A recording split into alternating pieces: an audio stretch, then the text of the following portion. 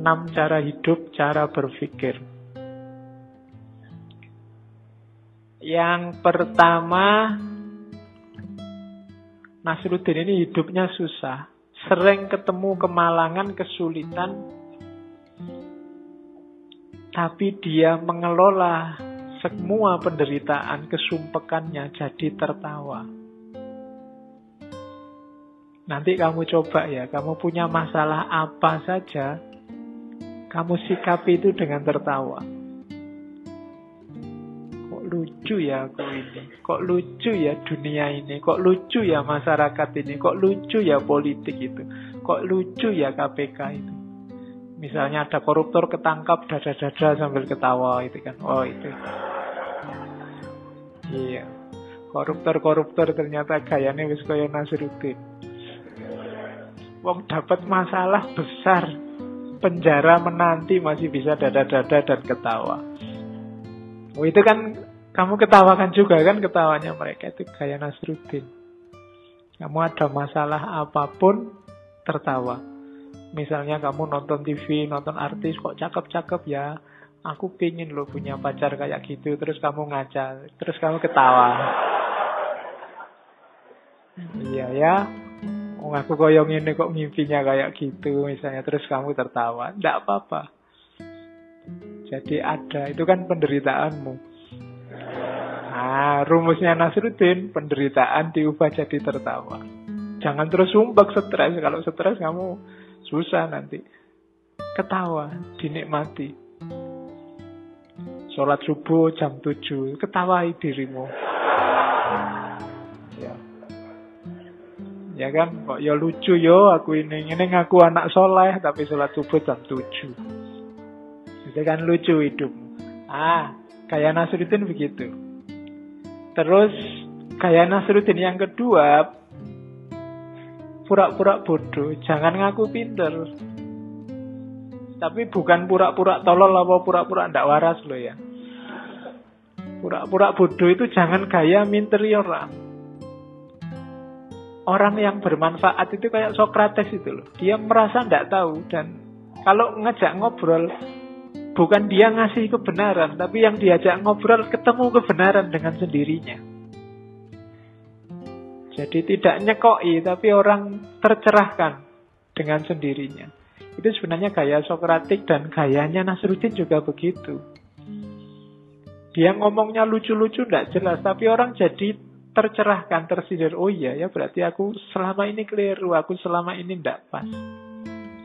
Itu gaya Nasruddin. Kalau sudah minteri, dikit-dikit ceramah, dikit-dikit ngasih dalil, kamu nggak cocok sama Al-Quran surat An-Nahl, ya orang mesti rada wegah. Jadi biarkan orang nyari sendiri, biarkan orang tercerahkan dengan sendirinya. Itu gayanya Nasruddin. Jadi word view yang kedua. Word view yang ketiga, menerima kenyataan. Jadi kenyataannya apa itu diterima dan dijalani. Itu gayanya Nasruddin. Jadi tidak, kita ini sering banyak masalah, sering galau, sering sumpek karena angan-angan kita tidak nyambung sama kenyataan. Terus kita stres dewe. Jalannya bahagia gampang. Terima kenyataan hidupmu. Uraikan. Kalau memang ingin naik level, naikkan sedikit demi sedikit. Jadi tidak ngarang. Dan yang keempat ini lanjutannya, terus terang. Jadi jujur saja. Jelek ya ngaku jelek. Cakep ya ngaku cakep. Pacarku itu ndak paling cakep di dunia kok Pak, cuma dia satu-satunya yang mau sama saya. Ya ini kan jujur. Daripada kamu menipu dirimu sendiri, engkaulah yang paling cantik, mesti bohong, mesti gombal itu.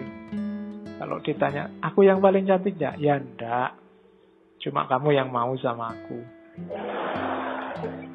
Yang lain, kan itu lebih nyaman untuk psikologimu daripada kamu menipu. Wis pacaran dosa ngapusi bisa. Kalau jujur kan enak. Jadi terus Ya, spontan. Jangan terlalu jelimet. Jadi fakta, kebenaran itu kalau hasil dari penjelimetan itu sebenarnya mungkin tidak benar itu. Biasanya hal-hal yang tidak benar kamu bulet-buletkan akhirnya jadi benar. Makanya ada prinsip kalau di Ghazali ciri berpikir yang benar itu at-tabadur ilal faham. Langsung orang bisa paham. Kalau masih butuh penjelasan panjang lebar, itu biasanya perlu dicurigai. Masih perlu justifikasi. Yang lebih simpel biasanya lebih mudah dipahami, lebih mendekati kebenaran. Lebih spontan dibandingkan yang butuh penjelasan panjang, lebar, rumit, jelimet. Maka cari kebenaran yang spontan, yang mudah dipahami. Nanti contohnya banyak. Terus yang terakhir,